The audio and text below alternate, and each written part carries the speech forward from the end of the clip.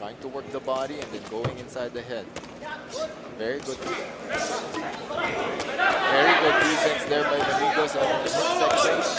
However, very good offense here by Mashimo. Good uppercut by Another Manigos. very good uppercut by Manigos. However, he was very open for that left hook. More uppercuts from Manigos. Another hook by Manigos. Manigos is showing this young kid that old man. There you go. Another uppercut by Manigos. But Manigos needs to be careful. Now he has the Japanese in trouble. And We're seeing blood. strategy for Manigos, no? Because he's connecting with that uppercut. I told you, this guy is not a scrub. And You have to rely on that old man's strength. Now he's pushing. is how much damage did Manigos? Very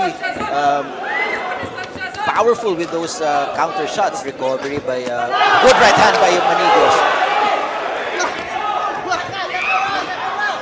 Cut once again is there, and left hand from Manigos. The changing levels ng attacks ni Manigos. You know, he goes to the body, goes to the head. And he got caught there. This is an opportunity for Kakeru to shift the momentum in his favor. Very aggressive punches here by Kakeru Mashimo. But Manigos did very well evading those punches, no? And now it's his turn. Halfway.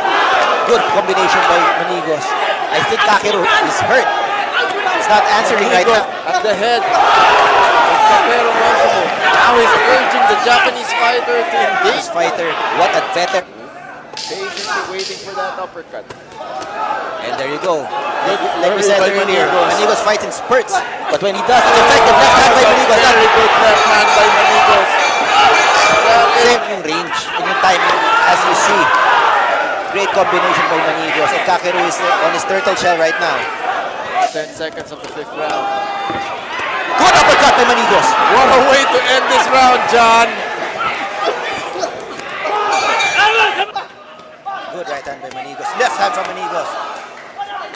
We're landing as we approach the final 10 seconds of this round.